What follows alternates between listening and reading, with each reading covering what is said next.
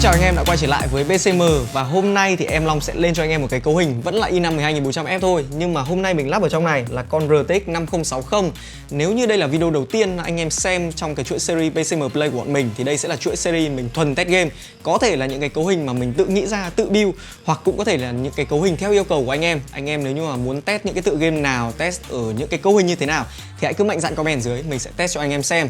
Và con RTX 5060 này thì ở PCM cũng có build sẵn cây, thế nhưng mà lại là build sẵn với cả RAM DDR5. Nhưng mà ở những cái video trước của mình khi mà test hiệu năng của 3060 hay 4060 thì mình lại dùng với cả RAM DDR4, nên là ở video hôm nay mình cũng sẽ test con 5060 này với cả 12400F và dùng RAM DDR4 nhé, để anh em có thể dễ dàng so sánh. Và nếu như mà anh em cần thì mình sẽ làm thêm một video nữa test game con 5060 này với RAM DDR5 để xem là nó sẽ có sự chênh lệch như thế nào với DDR4. Còn bây giờ thì test game thôi.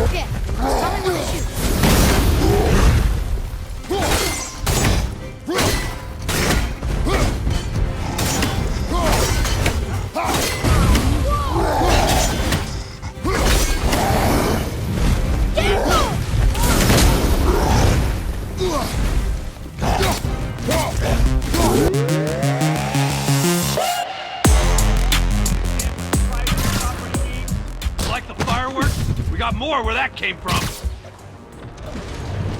Figure out we're not playing yet. Back him down! You're gonna have a bad day. Get back down here!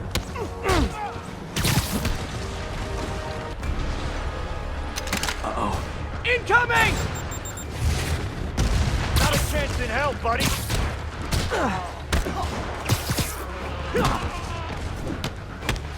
That's enough out of you. More rockets? A little excessive, don't you think?